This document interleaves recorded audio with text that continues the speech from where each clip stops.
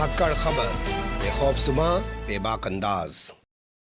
धाकड़ खबर के news room से मैं आपके साथ हूं। अकरम रईस खान असदुद्दीन ओवैसी पर हुए हमले के मामले में उत्तर प्रदेश पुलिस की थ्योरी एक बार फिर से बदलती हुई नजर आ रही है और बदलती हुई उसी थ्योरी का अनुसरण करते हुए भोंपू मीडिया दिखाई दे रहा है। इसीलिए तो हम भोंपू मीडिया को भोंपू मीडिया कहते हैं। जो वो बोलते हैं वो ये बजने लग जाता है। असल सवालों को ना पहले उठा रहा था ना आज उठा रहा है। ये तमाम जानकारी जो अभी तक मैंने आपके सामने रखी, इसके बाद आपके जहन में दो तीन तरीके के सवाल पैदा हो सकते हैं। पहला सवाल आपके जहन में ये आ सकता है कि भैया वो क्या कहानी है जिसके आधार पे ये कह रहे हो कि पुलिस अब थ्योरी बदल रही है, और पहले क्या हुआ था जिसके आधार पे ये कहा जा रहा है कि पुलिस की थ्योरी बदल गई है। और असल वो क्या सवाल है जिनको मीडिया नहीं उठा रहा है। मीडिया आखिर किस तरीके से भोंपू मीडिया साबित हो रहा है, ये तमाम चीजें तो आपके सामने रखूंगा ही। इसके साथ ही आपके सामने एक वीडियो भी रखने जा रहा हूं जो आया है आदित्यनाथ योगी के मंत्री का। वो पहुंच गया है भोले भाले बेचारे पीड़ित लोगों के घर पे, जिन्हें आप पत्रकारिता की भाषा में आरोपी कह सकते हैं। जी हां, दोनों हमलावरों के घर पे पहुंच गया और वहां जाके मंत्री कह रहा है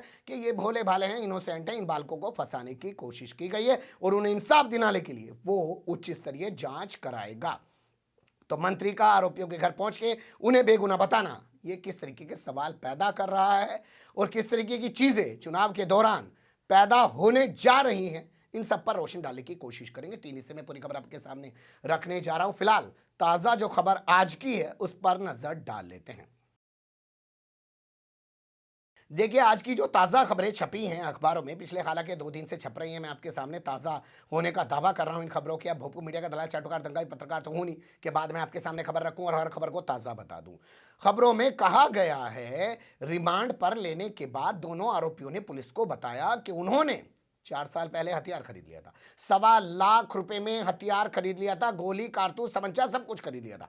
पिछले 4 साल से वो लोग असदुद्दीन ओवैसी की हत्या की साजिश रच रहे थे। अब बताइए, कमाल की बात है ना। 4 साल से साजिश रच रहे थे। आदित्यनाथ योगी का राज है उत्तर प्रदेश में, कोई रोकने वाला उनको था नहीं। फिर किस डर में रुके हुए थे, क्या इंतजार कर रहे थे कि उत्तर प्रदेश में जब चुनाव शुरू हो जाएगा उसी वक्त जो है हमला किया जाएगा, और वो भी पहले चरण के मतदान से पहले। आप जानते हैं ना, 3 फरवरी को उत्तर प्रदेश के हापुड़ जिले के पिलखवा इलाके में छिजार सिटोल पर असदुद्दीन ओवैसी पर हमला हुआ है। तो क्या ये 4 साल से इंतजार में बैठे थे? पहला सवाल ये पैदा होता है। लेकिन इसके बाद दूसरा सवाल जो पैदा होता है वो ये कि जब ये लोग गिरफ्तार हुए थे तो पुलिस ने कहा था कि साहब ये पिछले 10-15 दिन से असदुद्दीन ओवैसी की हत्या करने की कोशिश में लगे हुए थे। ये मेरठ में भी असदुद्दीन ओवैसी को टारगेट कर रहे थे, ये गाजियाबाद में भी असदुद्दीन ओवैसी को टारगेट कर रहे थे। लेकिन अब पुलिस कह रही है साहब इन्होंने पिछले 4 साल से असदुद्दीन ओवैसी को मारने के लिए तैयारी कर रखी थी और इन्होंने बाकायदा 1.25 लाख रुपए में हथियार खरीद रखा था। ये बाकायदा प्रेस नोट हैं, कुछ खबरें हैं जो मैं आपके सामने रख रहा हूं।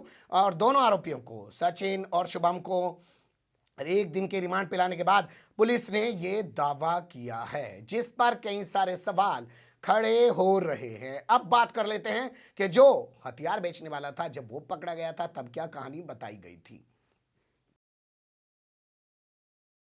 जी हां, अब बात कर लेते हैं उस शख्स की जिसका नाम है आलिम, जिसको पकड़ा है हापुड़ के पिलखवा थाने की पुलिस ने। भाई घटना स्थल वहीं है तो वहीं की तो पुलिस पकड़ के लाएगी। उसको पकड़ा है और दावा किया है कि वो एक पेशेवर अपराधी है। कई बार हथियार बेचने के चक्कर में वो जेल जा चुका है। बिहार के लोगों से वो हथियार मंगाता है, ट्रकों वालों के जरिए वो हथियार मंगाता है। मुंगेर में हथियार बनते हैं ना, बताते हैं, ऐसा कुछ है। एक लंबे चौड़े समय से वो बड़ा कारोबारी है। तो भैया बड़ा कारोबारी आपके संज्ञान में क्यों नहीं आया? आदित्यनाथ योगी तो कह रहे हैं कि जमीन में गाड़ दिया या जेल में डाल दिया या उत्तर प्रदेश छोड़ के भाग गया। चल क्या रहा है उत्तर प्रदेश के अंदर? जब आपकी मर्जी होती है आपको यहाँ से रोहिंग्याज मिलने शुरू हो जाते हैं, जब आपकी मर्जी होती है यहाँ से बांग्लादेशी मिलना शुरू हो जाते हैं, और 4-4.5 साल तक आपको मिलते नहीं है। तो शायद आप उनको यहाँ रख के पहले पालते रहते हैं और चुनाव के दौरान पकड़ के आप जो है एक माहौल बनाने की कोशिश करते हैं। खैर, कुल मिला के इस मामले में पुलिस अधिकारी ने किस तरीके से बयान दिया था वो सुन लीजिए आलिम के पकड़े जाने के बाद। दिनांक 3 फरवरी 2022 को जनपद हापुड़ में माननीय सांसद श्री ओवैसी जी के काफिले पर हुई फायरिंग से संबंधित एक अन्य अभियुक्त आलिम निवासी ग्राम नगलामल, थाना मुडाली, जनपद मेरठ को आज पिलखवा पुलिस द्वारा गिरफ्तार किया गया है।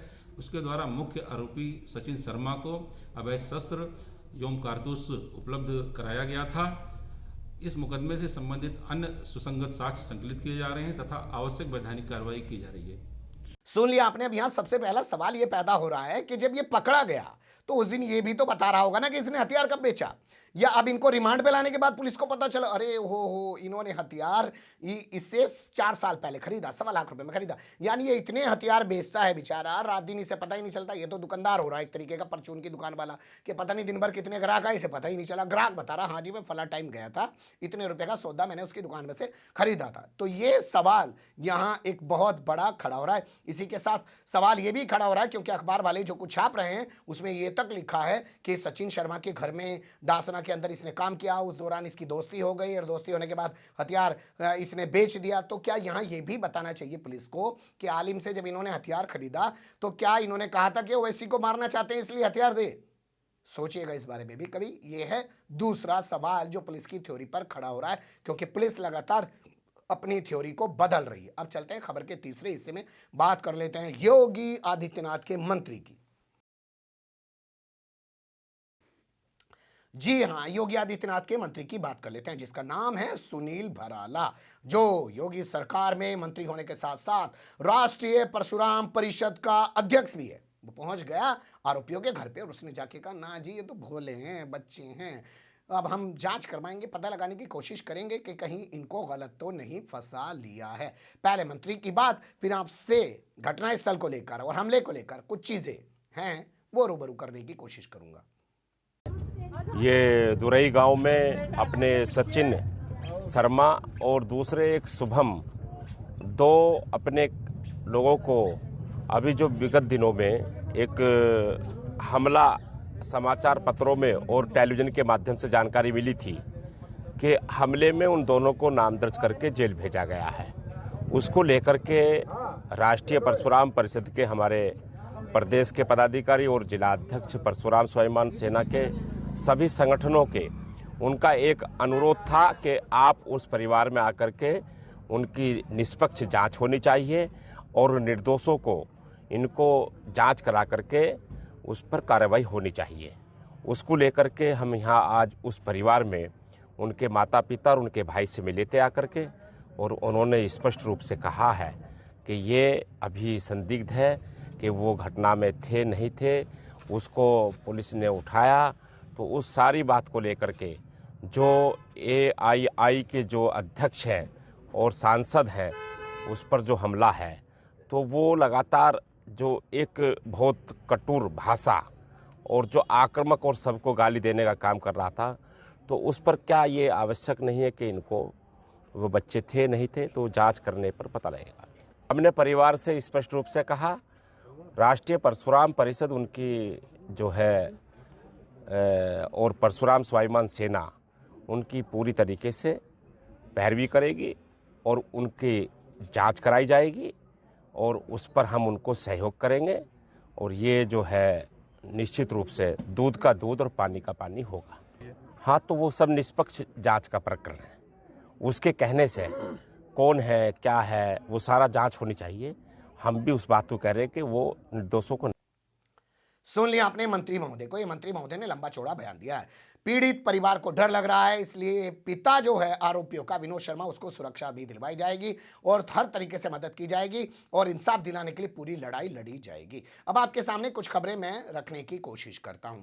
पुलिस ने एक हमलावर जो लोगों ने ही मौके से पकड़ लिया था, टक्कर मार दी थी उसको माजिद हुसैन की गाड़ी ने, उसके बाद मौके से पकड़ा गया था। दूसरा हमलावर जो है वो गाजियाबाद के सिंघानी थाने में खुद को जाके सरेंडर कर देता है, उसको भी हिरासत में ले लिया। और दोनों को पकड़ने के बाद पुलिस ने यह दावा किया था कि इन दो के अलावा कोई नहीं है। अब यहाँ सवाल ये भी पैदा होता है कि जब पुलिस इन दोनों को पकड़ लेती है मौके से तब भी दो की बात करती है, जब पुलिस इनको जो है रिमांड पे ले आती है तब भी दो की बात करती है, जब पुलिस हथियार बेचने वाले को पकड़ लेती है तब भी दो की बात करती है। दो से आगे पुलिस क्यों नहीं बढ़ पा रही है? क्या ये 4 साल से किसी के इशारे पर बैठे हुए थे? 4 साल पहले इनको किसी ने हथियार खरीदवा दिया था और कहा था कि जब उत्तर प्रदेश में चुनाव होगा उसी वक्त ट्रिगर दबाना ताकि राजनीतिक फायदा मिल सके। अब यहाँ आपको एक बात और समझनी पड़ेगी कि मंत्री महोदय कह रहे हैं कि इन बेगुनाहों को पकड़ लिया गया, बेकसूर लोगों को पकड़ लिया गया, हो सकता है इनको गलत फंसाया जा रहा हो। ये एक मौके से पकड़ा, दूसरे ने जाके थाने में सरेंडर कर दिया। ये बात इस बात की गवाही दे रही है कि दोनों हमलावर मौके पर मौजूद थे। सीसीटीवी फुटेज भी सामने आ गया था। अब इसके बाद आपको यह समझना चाहिए कि सुनील भराला जो इस वक्त ये कर रहे हैं, हरकत ही कहा जाएगी इसके, कि आरोपियों के यहाँ के जाके उनको बेगुनाह बताना, ये ब्राह्मण पॉलिटिक्स का हिस्सा है। आरोपियों में से एक सचिन शर्मा है और आप जानते हैं कि अभी अजय मिश्रा टेनी का बेटा आशीष कुमार मिश्रा और मोनू जेल से रिहा होकर बाहर आया है। वहां भी ब्राह्मणों का वोट लिवाने के लिए, हासिल करने के लिए ये बताया जा रहा है कि पूरे मामले को कमजोर किया गया ताकि उसको जमानत मिल जाए। और यहां भी आरोपियों के घर पे जाके ब्राह्मणों का तुष्टीकरण करने की कोशिश की जा रही है, क्योंकि उत्तर प्रदेश में एक धारणा चल रही है कि योगी सरकार से, भारतीय जनता पार्टी से ब्राह्मण खासे नाराज हैं। तो ये तमाम तरीके की चीजें हैं जो थ्योरी पे सवाल खड़े कर रही हैं, और जो मंत्री घर गया है उसकी भूमिका पर, योगी सरकार की भूमिका पर सवाल खड़े कर रही हैं। क्या ये लोग ऐसे ही रामराज की स्थापना करेंगे जो दावे रात दिन करते हैं? बने रहिएगा धाकड़ खबर के साथ। फिलहाल कमेंट्स के रूप में आप लोग अपनी राय दे सकते हैं, खबर को लाइक कर सकते हैं, चैनल को सब्सक्राइब कर सकते हैं और ज़्यादा से ज़्यादा हमारी खबरों को शेयर कर सकते हैं। फिर ऐसे ही किसी सुलगते हुए या उलझते मुद्दे लेकर मैं आपके सामने होऊंगा हाजिर। फिलहाल अभी मुझे दें इजाज़त।